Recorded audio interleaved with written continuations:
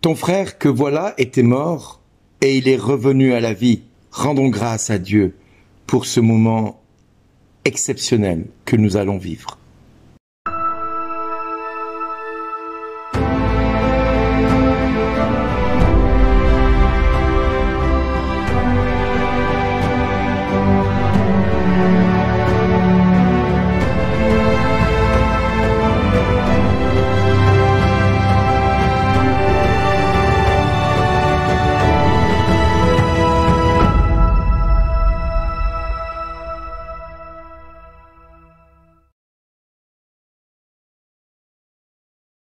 Bonjour les amis.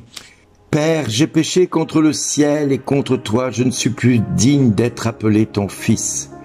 Combien de personnes que j'accompagne viennent souvent me dire « Je ne suis pas digne de Dieu, je ne suis pas digne à cause de ce que je vis dans mon quotidien, je ne suis pas digne de cela, je ne suis pas digne de ceci ». Effectivement, nous sommes nombreux à penser que le Seigneur est là pour nous juger, nous condamner, parce que nous avons l'image d'un Père qui est fouettard, un Père qui nous juge et nous condamne, qui ne sait pas faire autre chose que nous juger et nous faire périr. Sa colère est telle que nous pensons que l'avenir de demain pour chacun de nous sera synonyme de souffrance et de jugement par le Dieu qui a fait le ciel et la terre et tout ce que la terre renferme. Nous sommes dans une dynamique de voir Dieu toujours en train de nous juger et de nous condamner. Mais nous oublions d'abord ce merveilleux psaume où le Seigneur nous dit « Le Seigneur est tendresse et pitié. Oui, bénis le Seigneur, ô mon âme. Bénis son nom très saint, tout mon être. Bénis le Seigneur, ô mon âme. N'oublie aucun de ses bienfaits. Car il pardonne toutes tes offenses et te guérit de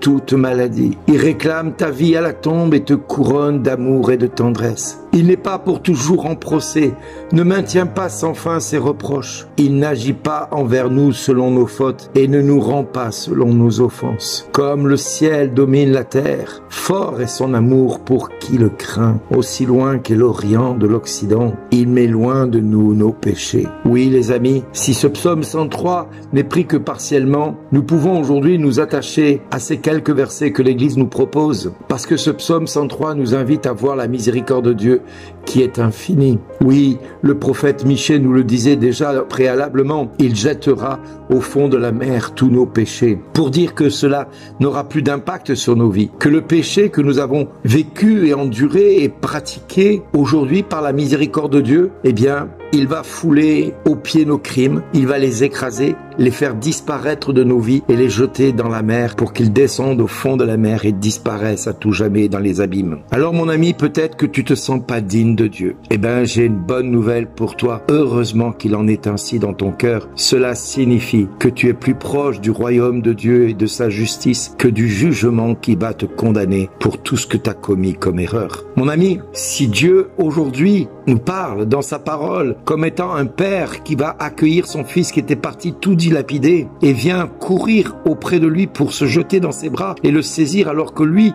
dit « J'ai péché contre le ciel et contre toi, je ne suis plus digne d'être appelé ton fils », eh bien, ce jeune homme qui revient voir son père, c'est toi, c'est moi, c'est chacun de nous qui par moments n'osons pas faire demi-tour parce que nous avons honte de ce que nous avons pu faire ou commis. Cependant, Dieu nous dit qu'il va demander à ses serviteurs d'apporter le plus beau vêtement pour l'habiller, de lui mettre une bague au doigt et des sandales aux pieds, d'aller chercher le veau gras, de le tuer, de manger, de festoyer, car celui qui était mort comme fils, il est revenu à la vie. Celui qui était perdu, il l'a retrouvé. Alors, nous pourrons commencer à festoyer avec le Seigneur parce que toi, mon frère, tu es peut-être condamné par les hommes et par toi, mais Dieu est là. Et comme disait Thérèse de l'Enfant Jésus, si j'avais commis tous les crimes possibles, ce ne serait qu'une goutte d'eau dans le brasier ardent qu'est la miséricorde de Dieu. Oui, mon ami, si tu penses qu'aujourd'hui que ta foi est toute petite et que tu ne mérites pas d'être appelé fils de Dieu, la bonne nouvelle, c'est que le Fils de Dieu, l'héritier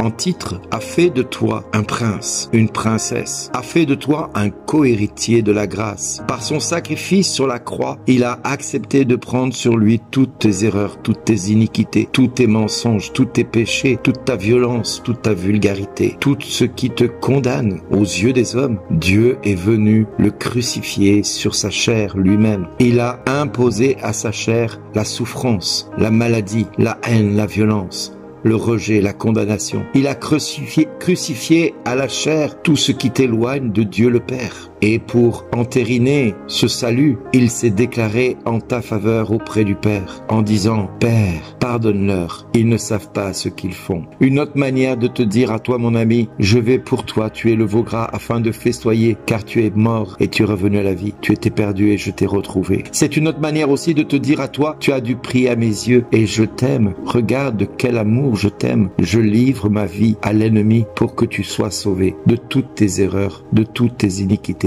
et péchés que tu as pu commettre. Oui, mon ami, aujourd'hui le Seigneur t'invite à te reconnaître tout petit devant sa face. C'est cette humilité et non pas une soumission bête et naïve, mais une humilité qui fait de toi un enfant. Père, j'ai péché contre le ciel et contre toi. Je ne suis plus digne d'être appelé ton fils, mais dis seulement une parole et je serai guéri. Oui, Seigneur, nous sommes rendus à ce niveau de relation avec toi. Nous ne sommes pas dignes de toi, mais toi, Seigneur, tu as fait de moi une occasion de dignité. Tu as fait de moi l'ouvrage de ta gloire. Tu as fait de moi une occasion de manifester ta puissance en venant me chercher dans mon péché, en venant me récupérer dans mon péché et en m'amenant de la mort à la vie, du péché à la sainteté, du jugement à la miséricorde. Et merci, Père, parce que quand j'entends ton Fils dire « Père, pardonne-leur, ils ne savent pas ce qu'ils font », c'est pour toi une manière de me dire aujourd'hui, malgré le fait que je n'ai pas été désiré, pas aimé, pas souhaité, et que j'ai vécu tout au long de ma vie des rejets, des condamnations, merci d'exister.